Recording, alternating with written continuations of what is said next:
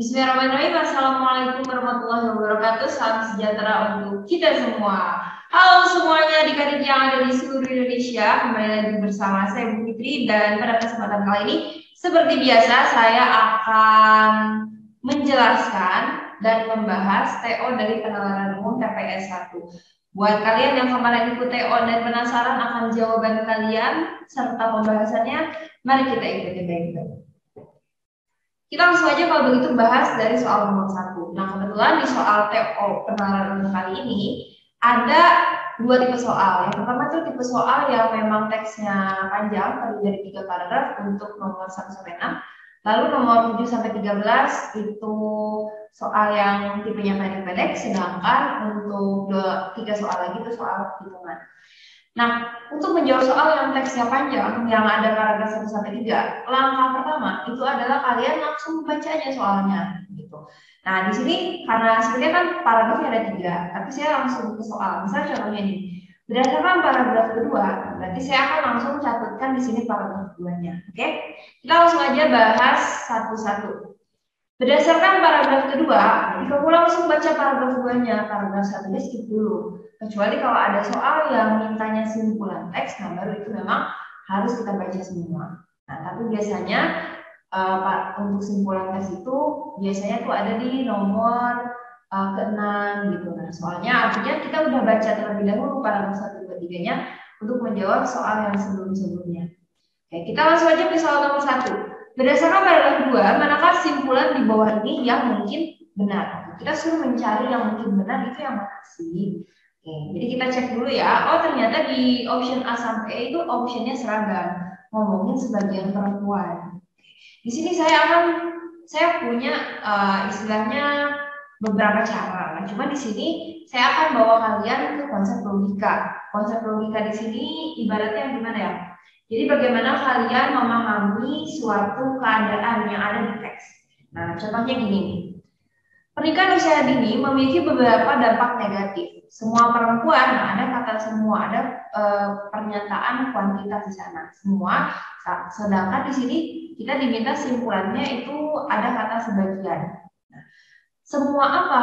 Semua perempuan yang menikah di usia dini. Oke, jadi katanya ada perempuan yang nikah di usia dini.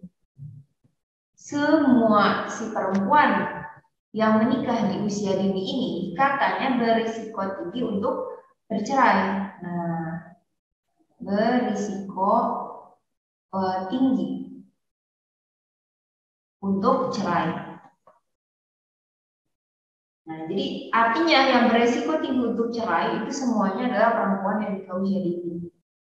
Hal tersebut dipicu oleh perkembangan emosi yang masih belum matang. Jadi ini alasannya, bahwa alasannya karena emosi yang belum matang. Lalu ada kata kuantitas sebagian di sini. Nah, sebagian dari perempuan yang beresiko tinggi ini, nah kalau ada sebagian, berarti kita pecah tuh. Kalau sebagian, jadi dari si perempuan yang nikah usia dini yang beresiko tinggi untuk bercerai itu bagi dua. Ada yang mengalami kekerasan dalam rumah tangga. Nah, sebagian itu mengalami KDRT. Berarti kalau begitu sebagian lagi yang mungkin nggak KDRT. Hanya saja yang diomongin di soal ini adalah yang mengalami KDRT-nya. Selain itu, anak perempuan usia 10-14 tahun itu berisiko 5 kali lipat untuk meninggal. Nah, ini baru dia secara spesifik. Ini kan secara general. Nah, baru kita ini diomongin secara spesifik, gitu ya. Jadi usia berapa aja yang beresiko untuk meninggal, itu saat hamil dan lain sebagainya. Nah, artinya di sini karena kita suruh menyimpulkan si perempuan, sebagian perempuan itu berarti hanya sampai berarti dari kalimat yang ini sampai kalimat yang ini. Nah, berarti kayak gitu ya caranya. Berarti mana dong jawaban yang benar? Kita cek satu-satu di optionnya. Sebagian perempuan yang cerai, nah ini kan ada yang cerai kan, sebagiannya tidak mengalami masalah kehamilan. Gak ada hubungannya sama masalah kehamilan kalau dari kalimat sini sampai kalimat sini. Jadi bukan masalah kehamilan. Sebagian perempuan yang menikah di usia dini, katanya sebagian yang menikah di usia dini itu mengalami KDRT. Nah, berarti benar ya. Jadi kan semua ini tuh kan beresiko tinggi untuk bercerai, tapi sebagiannya KDRT. Artinya sebagian yang nikah usia dini itu berarti KDRT. Nah, berarti itu. Tapi yang C, sebagian perempuan yang perkembangan emosinya belum matang tidak menikah di usia dini. Nah, itu yang diomongin di sini adalah perempuan yang nikah usia dini, yang nggak nikah usia dininya kita nggak tahu diomongin. Sebagian perempuan yang mengalami masalah kehamilan, nah nggak diomongin masalah kehamilan.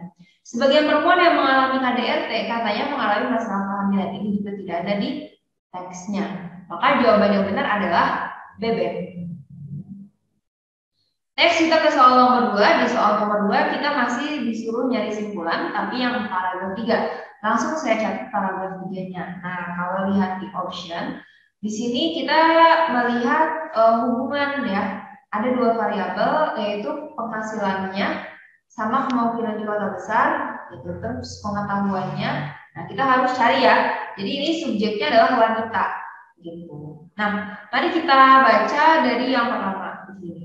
Menurut Nur Hayati, pengetahuan akan dampak usia dini berkontribusi kuat terhadap sikap pengambilan keputusan untuk menikah di usia dini. Jadi pengetahuan itu berkontribusi terhadap pengambilan keputusan untuk nikah usia dini. Nah, semakin tinggi pengetahuan perempuan tentang dampak tersebut, maka sikapnya itu semakin negatif. Oke, jadi katanya kalau pengetahuan perempuan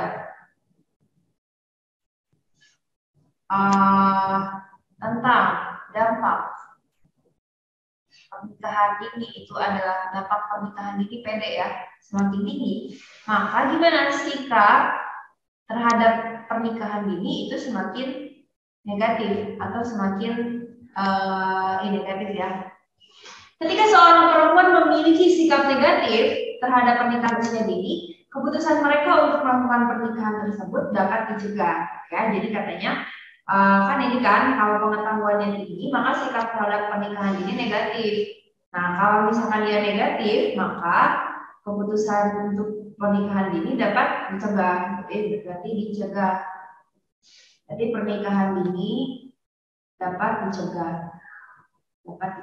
Terus hal ini menunjukkan, gitu ya. Jadi ini adalah hubungan sebab akibatnya. Jadi ketika perempuan itu dia itu pengetahuannya tinggi terhadap dampak pernikahan dini, maka sikap pernikahan dininya negatif, sehingga pernikahan dini dapat dicegah. Artinya kalau pengetahuan perempuannya tinggi, maka pernikahan dini juga bisa dicegah.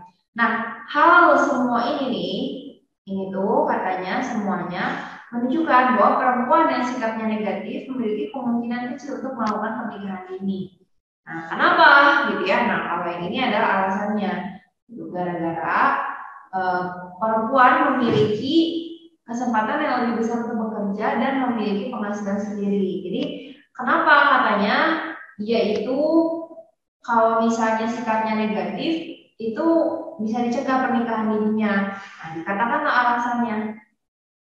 Alasannya karena mereka itu biasanya yang punya karir gitu ya, penghasilan sendiri dan biasanya tinggal di kota besar. Nah, yang dicari adalah mana kesimpulannya. Kita cek satu-satu. Semakin tinggi penghasilan wanita, katanya semakin tinggi kemungkinannya untuk tinggal di kota besar. Jadi semakin tinggi pengetahuan, penghasilan katanya. Kalau penghasilannya tinggi, maka kemungkinannya itu tinggi untuk tinggal di kota besar. Nah, di sini kata-katanya itu kan ini nih. Nah, agak istilahnya dia cuma bilang bahwa perempuan yang memiliki kesempatan lebih besar untuk bekerja dan memiliki penghasilan sendiri. Nggak ada di sini mengatakan hubungan sebab akibat. Kalau penghasilan wanita yang tinggi, maka kemungkinan di kotanya itu tinggi. Gitu. Di sini nggak diomongin tinggi besarnya si tinggi rendahnya penghasilan, jadi salah. Lalu option B, jika pengetahuan wanita mengenai dampak pernikahan usia dini itu tinggi, jadi kalau nilainya tinggi, wanita lebih memilih berkarir katanya dibanding menikah. Oke, nah itu belum tentu ya.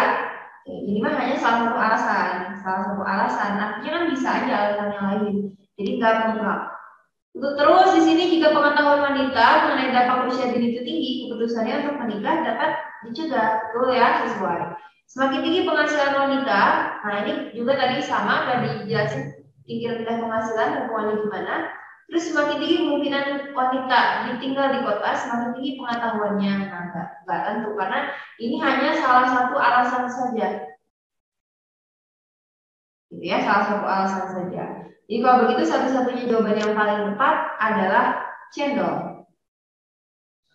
Next kita ke soal nomor 3. Berdasarkan paragraf 1, manakah simpulan di bawah ini yang paling mungkin benar? Oke, di sini kalau kita lihat dari option A sampai E ngomongin fenomena pernikahan usia dini di Indonesia itu di mana dibandingin negara lain dan di dunia, gitu ya. Oke. Fenomena pernikahan usia dini telah berkurang. Nah, ini kita highlight, telah berkurang di berbagai negara. Ini berkurangnya di berbagai negara dalam 3 dekade terakhir. Namun fenomena tersebut masih banyak terjadi. Nah, ini dulunya. Jadi meskipun berkurang, tapi masih banyak terjadi di negara berkembang. Indonesia menempati urutan 37 dari 158 negara yang memiliki kasus pernikahan dunia usia dini yang tinggi, gitu kan. Sementara itu di antara ASEAN, Indonesia itu yang kedua setelah Kamboja. Berdasarkan hasil survei, nah ini disebutin aja dasarnya. Oke. Kesimpulannya, fenomena pernikahan usia dini menjadi permasalahan di semua negara dunia. Benar nggak? Nah, masalahnya di sini yang menjadi permasalahan di semua negara, masalahnya kan di berbagai negara itu telah berkurang, tapi yang masih banyak itu hanya di negara berkembang, nggak semuanya. Terus fenomena pernikahan usia di Indonesia mengikuti tren yang ada di dunia katanya. Masalahnya di sini tren yang ada di dunia itu telah berkurang, tapi masih banyak di negara berkembang, dan Indonesia masuk ke negara berkembang. Berarti ini salah. Lalu fenomena pernikahan usia dini Indonesia itu sangat berbeda dari negara-negara lain. Juga juga ya, karena ini kan Kamboja juga sama banyak, jadi gak hanya Indonesia. Terus Indonesia merupakan negara berkembang yang jumlah pernikahan usia dininya paling banyak.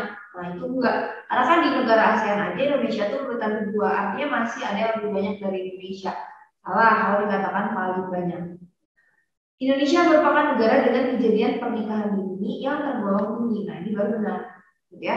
Karena di sini kan masih banyak terjadi. Nah terus Indonesia itu memiliki kasus pernikahan usia dini yang tinggi, berarti tergolong tinggi, artinya betul. Sehingga nomor 3 jawabannya adalah E. Sekarang kita next ke soal nomor 4. Manakah pernyataan di bawah ini yang tidak mendukung kalimat bercetak tebal? Oke, kalau tidak mendukung artinya yang salah. Berarti karena dimintanya yang bercetak tebal pada paragraf 2, jadi kita hanya fokus ke kalimat yang di bold ini. Kita baca dan pahami terlebih dahulu kalimat tersebut, baru kita cek setiap optionnya. Jadi gitu ya caranya. Jadi sebelumnya juga sama kan. Kita pahami dulu paragraf tersebut, baru kita cek optionnya. Selain itu, anak perempuan berusia 10-14 tahun itu berisiko 5 kali lipat. Nah, jadi kalau 10-14 itu 5 kali lipat berisiko untuk meninggal. Ya, jadi ini dia berisiko buat apa? Meninggal saat hamil ataupun bersalin.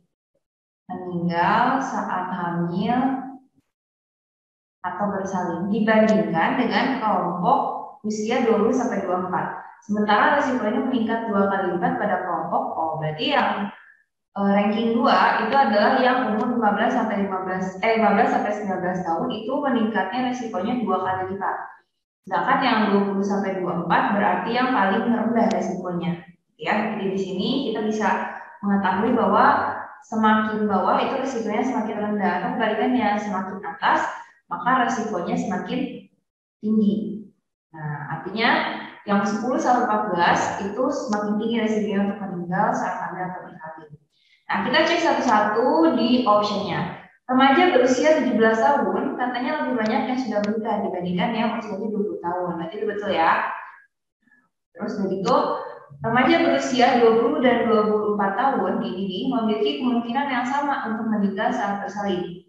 Betul ya? Karena dia ibaratnya itu masih ada di rentang yang sama, berarti kemungkinannya sama.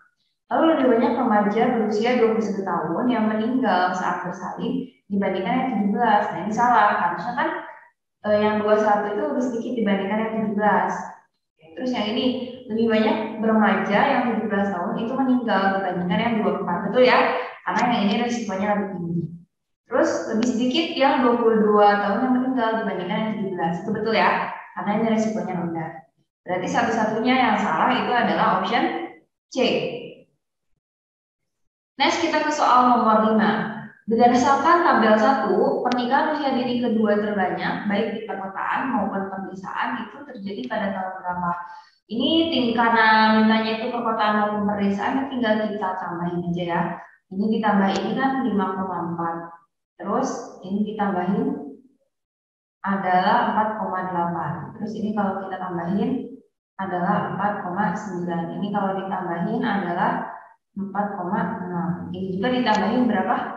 3,7. Berarti ini ranking 1, ini ranking 2, ini ranking 3. Nah, yang diminta adalah yang ranking 2. Ya udah, berarti yang ranking 2 adalah tahun 2010. Jadi jawabannya C.